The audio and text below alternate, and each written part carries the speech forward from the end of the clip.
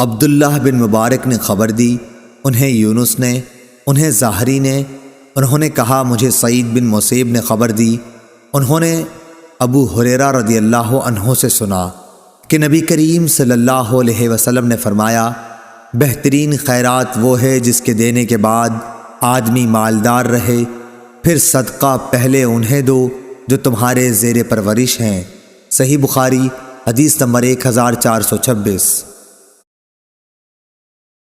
ہشام بن عروہ نے اپنے باپ سے بیان کیا، ان سے حکیم بن حزام رضی اللہ عنہ نے کہ نبی کریم صلی اللہ علیہ وسلم نے فرمایا، اوپر والا ہاتھ نیچے والے ہاتھ سے بہتر ہے، اور پہلے انہیں دو جو تمہارے بال بچے اور عزیز ہیں، اور بہترین صدقہ وہ ہے جسے دے کر آدمی مالدار رہے، اور جو کوئی سوال سے بچنا چاہے گا اسے اللہ تعالیٰ بھی محفوظ رکھتا ہے، اور جو دوسروں کے مال سے بے نیاز رہتا ہے اسے اللہ تعالیٰ بے نیاز ہی بنا دیتا ہے۔ صحیح بخاری حدیث نمبر 1427۔ وہیب نے بیان کیا کہ ہم سے ہشام نے اپنے والد سے بیان کیا، ان سے ابو ہریرہ رضی اللہ عنہ نے، اور ان سے نبی کریم صلی اللہ علیہ وسلم نے ایسا ہی بیان فرمایا۔ صحیح بخاری حدیث نمبر 1428۔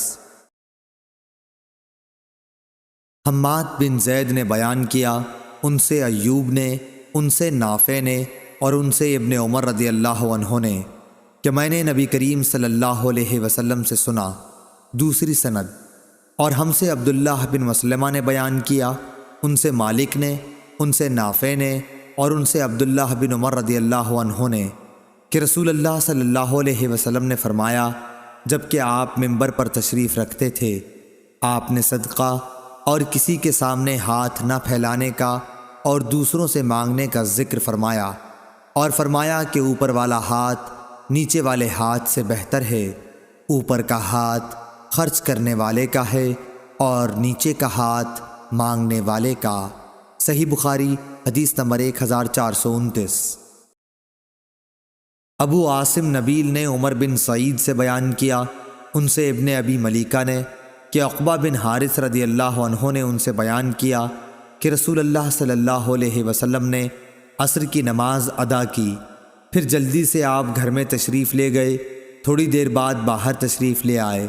اس پر میں نے پوچھا یا کسی اور نے پوچھا تو آپ نے فرمایا کہ میں گھر کے اندر صدقے کے سونے کا ایک ٹکڑا چھوڑ آیا تھا،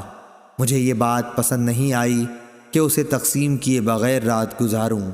پس میں نے اس کو بانٹ دیا۔ صحیح بخاری حدیث نمبر 1430۔